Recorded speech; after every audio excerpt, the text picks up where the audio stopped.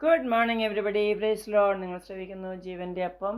നമ്മൾ ബാപ്റ്റിസം, അതായത് spiritual passport, spiritual ticket, spiritual visa, അതാണ് നമ്മൾ കേൾക്കുന്നത്. ഇന്നലെ നിങ്ങൾ കേട്ടല്ലോ സ്പിരിച്വൽ ടിക്കറ്റ് എന്നാൽ എന്താണ്. ഒരു ഫോറിൻ കൺട്രീസിൽ if you want to go abroad എന്താണ് വേണ്ടി? നമുക്ക് പാസ്പോർട്ട് വേണം, ടിക്കറ്റ് വേണം, വീസ വേണം. Same way to be the partakers of the spiritual kingdom, ആത്മീയമായ രാജ്യം, ദൈവരാജ്യത്തിൽ കയറണമെങ്കിൽ ഞാൻ എക്സ്പ്ലെയിൻ ചെയ്യുന്ന ഇങ്ങനെയാണ്. ഒരു spiritual passport, spiritual ticket, spiritual visa വേണം. സ്പിരിച്വൽ പാസ്പോർട്ട് എന്ന് പറഞ്ഞാൽ റിപ്പൻറ്റൻസ് ആണ്. നമ്മൾ മാനസാന്തരപ്പെടണം. എല്ലാവരും പാപം ചെയ്തു പോയി, അതുകൊണ്ട് മാനസാന്തരപ്പെടണം ആദ്യമായിട്ട്. രണ്ടാമതായിട്ട് ടിക്കറ്റ്, അതായത് വി ഹാവ് ടു ബാപ്റ്റൈസ്, അത് ജീസസ് കമാൻഡാണ്. നമ്മൾ വാട്ടർ ബാപ്റ്റിസം, വെള്ളത്തിൽ ഇങ്ങനെ സ്നാനപ്പെടണം. അപ്പോൾ ആ ബാപ്റ്റിസത്തെക്കുറിച്ച് ഇന്നലെ നമ്മൾ കേട്ടു. അതുകൊണ്ട് ഇപ്പോൾ പൗലോസിലെ എഴുതിയിരിക്കുകയാണ്. റോമക്കാർക്ക് എഴുതിയ ലേഖനം 6-ാം അധ്യായത്തിൽ എഴുതുകയാണ്. ആകയാൽ നാം എന്ത് പറയേണ്ടു? കൃപ പെരുകേണ്ടതിന് പാപം ചെയ്തുകൊണ്ടിരിക്കുക എന്നോ? ഒരു നാളും അരുത്. പാപസംബന്ധമായി മരിച്ചവരായി നാം ഇനി അതിൽ ജീവിക്കുന്ന എങ്ങനെ? അല്ല, യേശുക്രിസ്തുവിനോട് കൂടെ ചേരുവാൻ സ്നാനം ഏറ്റവരായി നാം എല്ലാവരും അവൻ്റെ മരണത്തിൽ പങ്കാളികളാകുവാൻ സ്നാനം ഏറ്റിരിക്കുന്നു എന്ന് നിങ്ങൾ അറിയുന്നില്ലയോ? അങ്ങനെ നാം അവൻ്റെ മരണത്തിൽ പങ്കാളികളായി തീർന്ന സ്നാനത്താൽ അവനോടുകൂടെ കുഴിച്ചിടപ്പെട്ടു. ക്രിസ്തു മരിച്ചിട്ട് പിതാവിൻ്റെ മഹിമയാൽ ജീവിച്ചെഴുന്നേറ്റതുപോലെ നാമും ജീവൻ്റെ പുതുക്കത്തിൽ നടക്കേണ്ടതിന് തന്നെ അവൻ്റെ മരണത്തിൻ്റെ സാദൃശ്യത്തോട് നാം ഏകീഭവിച്ചവരായെങ്കിൽ പുനരുത്ഥാനത്തിൻ്റെ സാദൃശ്യത്തോടും ഏകീഭവിക്കും. കണ്ടോ, ഇനി പാപത്തിന് നമ്മൾ അടിമപ്പെടാതെ ജീവിക്കണം എന്ന്. So he saying in English, what shall we say then? Shall we continue in sin that grace may abound? Certainly not. How shall we who died to sin live any longer in it? Or do you not know that as many of us are baptized into Christ Jesus were baptized into his death? Therefore we were buried with him through baptism into death, that just as Christ was raised from the dead by the glory of the Father, even so we also should walk in newness of life. കണ്ടോ, ഈ baptism എന്താ സംഭവിക്കുന്നത്? ബാപ്റ്റിസത്തിന് 3 കാര്യമാണ്. യേശുവിൻ്റെ മരണം, അടക്കൽ, പുനരുത്ഥാനം. അത് 3ഉമാണ്. ഇതല്ലേ സുവിശേഷം? അതാണ് 1 കൊരിന്ത്യ ലേഖനം അതിൻ്റെ 15-ാം അധ്യായം 3-ാം വാക്യത്തിൽ പറയുന്നു, what is gospel? Jesus Christ died for us, he was buried, he rose again according to the scriptures. That is the gospel.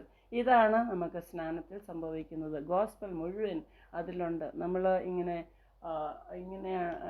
Past എങ്ങനെയാണ് നമ്മൾ വെള്ളത്തിലേക്ക് ഇങ്ങനെ മലർത്തി, മൂക്കൊക്കെ അടച്ചു പിടിച്ച് മലർത്തി ഇങ്ങനെ സ്നാനപ്പെടുത്തും. അതിൻ്റെ അർത്ഥം എന്താണ്?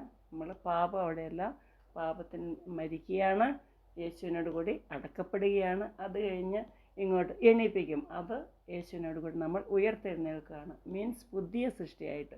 അവിടെ പാപമെല്ലാം കുഴിച്ചിട്ട് കളഞ്ഞു, പാപമെല്ലാം കഴുകി കളഞ്ഞു, നമ്മൾ മാനസാന്തരപ്പെട്ടു. നമ്മൾ സ്നാനപ്പെട്ട് കഴിഞ്ഞ് നമ്മൾ ഒരു പുതിയ സൃഷ്ടിയായിട്ട് നമ്മൾ ജീവിക്കുകയാണ്, ഉയർത്തെഴുന്നേൽക്കുകയാണ്. യേശു എങ്ങനെ ഉയർത്തെഴുന്നേറ്റോ 3-ാം ദിവസം, അങ്ങനെ തന്നെ നമ്മളും ഉയർത്തെഴുന്നേറ്റിട്ട് യേശുവിൻ്റെ ആ സ്വഭാവം, യേശുവിൻ്റെ ആ സ്പിരിറ്റ്, യേശുവിൻ്റെ ആത്മാവ്, പിന്നെ പുറത്തെ മനുഷ്യനല്ല നമുക്ക് പ്രാധാന്യം, അകത്തെ മനുഷ്യനെ ബലപ്പെടുത്തുക. പിന്നെ ഹോളിനെസ്, നമ്മൾ വിശുദ്ധ ജീവിതം, നമ്മൾ വചനം പഠിക്കും, നമ്മൾ വളരും, നമ്മൾ വിശ്വാസത്തിൽ വളരും, പ്രാർത്ഥനയിൽ വളരും, വിശുദ്ധ ജീവിതത്തിൽ വളരും, കർത്താവിൻ്റെ കൂടെ നടക്കൽ, കൊടുക്കൽ, വാങ്ങൽ, സെൽഫിഷ്നെസ് പോകും, യേശുവിൻ്റെ സ്വഭാവം നമ്മൾ വരും. ഒരു ഞാൻ പറയുമല്ലോ, ബഡ് റോസ്, ബഡ് റബ്ബർ ഒക്കെ അല്ലേ ഇപ്പോൾ, എല്ലാം ബഡല്ലേ, എല്ലാം ഹൈബ്രിഡൊക്കെ അല്ലേ. അപ്പം എന്താ ചെയ്യുന്നത്? ആ പഴയത് കട്ട് ചെയ്തിട്ട് അവിടെ ബഡ് ചെയ്യും, പുതിയൊരു ചെടി, അതായത് നല്ല പുഷ്പം തരുന്ന, നല്ല ഫലം തരുന്ന, നല്ല റബ്ബർ പാൽ തരുന്ന, അങ്ങനെ നമ്മൾ ബഡ് ചെയ്യും. അതാണ് ഏറ്റവും ഇത് സംഭവിക്കുന്നത്. ക്രിസ്തുവിനോട് കൂടി നമ്മൾ മരിക്കും. നമ്മുടെ പഴയ സ്വഭാവം എല്ലാം അവിടെ അടക്കുകയാണ്. പഴയ സ്വഭാവം മാറും. പഴയ എല്ലാ കുശുമ്പ്, കുന്നായ്മ, അത് കൂട്ടുള്ള നെഗറ്റിവിറ്റി, നമ്മുടെ വാക്കുകൾ, ഈ നുണ പറച്ചിൽ, കുശുമ്പ് പറച്ചിൽ, മറ്റുള്ളവരെ ഏഷണി പറച്ചിൽ, ജഡ്ജ്മെൻറ്റ്, വിധിക്കൽ, ഇതെല്ലാം നമുക്ക് അവിടെ കുഴിച്ചിടുകയാണ്. പിന്നെ അതൊന്നും പാടില്ല. പിന്നെ പാപസംബന്ധമായി മരിച്ചിട്ട് പിന്നെ പാപത്തിൽ ഒരിക്കലും ജീവിക്കരുത്. അതാണ് അപ്പോസ്തലൻ പൗലോസിൽ എഴുതിയിരിക്കുന്നത്. എന്ത് നല്ല ലേഖനങ്ങളാണ് പൗലോസ്ലിയ നല്ലപോലെ പഠിപ്പിക്കുന്നുണ്ട്. അപ്പം ഇതാണ് നമ്മൾ ഇപ്പോൾ ന്യൂ ടെസ്റ്റ്മെൻറ്റ്, അതായത് പുതിയ നിയമത്തിലുള്ള വിശ്വാസികൾ അറിയേണ്ടത് ഈ അപ്പോസ്തല പ്രവൃത്തി തുടങ്ങിയുള്ള ആ ലേഖനങ്ങളൊക്കെയാണ്. അപ്പോൾ അവർ ചെയ്തതുപോലെ നമ്മളും സ്നാനപ്പെടുക, അത് കഴിഞ്ഞ് കർത്താവിനോടുകൂടി ഒരു പുതിയ ജീവിതം. ഞാനും സ്നാനപ്പെട്ട് മാനസാന്തരപ്പെട്ട് ഞാനും എൻ്റെ ഭർത്താവും കൈപിടിച്ച് പാപങ്ങളെല്ലാം ക്ഷമിക്കണമെന്ന് കർത്താവിനോട് പറഞ്ഞു. അന്ന് വരെ ഞങ്ങൾ അച്ഛനോട് സംസാരിച്ചുകൊണ്ടിരുന്നു. പിന്നെയും ആഴ്ചയിലൊന്ന് സംസാരിക്കും, പിന്നെയും വന്ന് പാപം ചെയ്യുമായിരുന്നു, പിന്നെയും പോകും. അങ്ങനെയാണ് എല്ലാം നടന്നത്. ഒരിക്കലും ഒരു വളർച്ച ഉണ്ടായിരുന്നില്ല. പക്ഷേ ഈ ഒരു പ്രാവശ്യം ഞങ്ങൾ കർത്താവിനോട് എല്ലാം കൺഫ്യസ് ചെയ്തിട്ട് എല്ലാം മാനസാന്തരപ്പെട്ട് പാപങ്ങൾ ഏറ്റുപറഞ്ഞ് സ്നാനപ്പെട്ട് കഴിഞ്ഞപ്പോൾ പുതിയ സൃഷ്ടിയായി. പിന്നെ പഴയ ജീവിതം ഞങ്ങൾ പഴയ ജീവിതത്തിലേക്ക് തിരിച്ചു പോയിട്ടേ ഇല്ല. ഒരിക്കലും നമ്മൾ പഴയ ഇതായിരിക്കില്ല. പിന്നെ എല്ലാം പുതിയതാക്കി തരും കർത്താവ്. എന്താണെന്ന് ചോദിച്ചാൽ പരിശുദ്ധാത്മാവ് വന്ന് അത് നമ്മളെ സഹായിക്കും എന്നാണ് വചനം പഠിപ്പിക്കുന്നത്.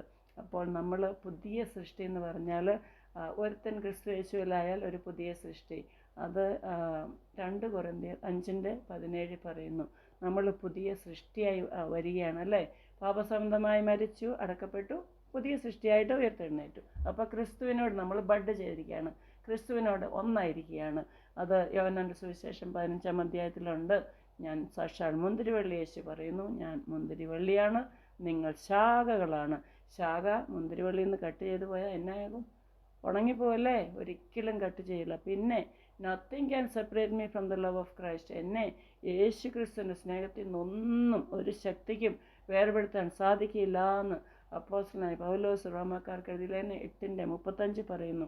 അത് കഴിഞ്ഞ് യേശു പറഞ്ഞു, എന്നെ കൂടാതെ നിങ്ങൾക്കൊന്നും ചെയ്യാൻ സാധിക്കില്ല. അതുകൊണ്ട് നമ്മൾ കർത്താവിനെ പൂർണ്ണമായിട്ട് ട്രസ്റ്റ് ചെയ്യും. ഞാൻ എൻ്റെ ടെൻഷനെല്ലാം പോയി. അത് കഴിഞ്ഞ് കർത്താവിനെ കൂടുതൽ അങ്ങോട്ട് ആശ്രയിക്കാൻ തുടങ്ങി. I'm partner with Jesus, I'm partner with the Holy Spirit. അപ്പം ഹോളി സ്പിരിറ്റ് നീ വാ, ഞാനവിടെ നിൽക്കുകയുള്ളൂ, സ്റ്റേജിൽ കയറി നിൽക്കുകയുള്ളൂ, നീ പ്രസംഗിച്ചോ, നീ എഴുതിക്കോ ബുക്ക്, നീ ഇവരോട് പറഞ്ഞു, ഇത് പരിശുദ്ധാത്മാ പറഞ്ഞിരുന്നോ നിങ്ങൾക്കെല്ലാം.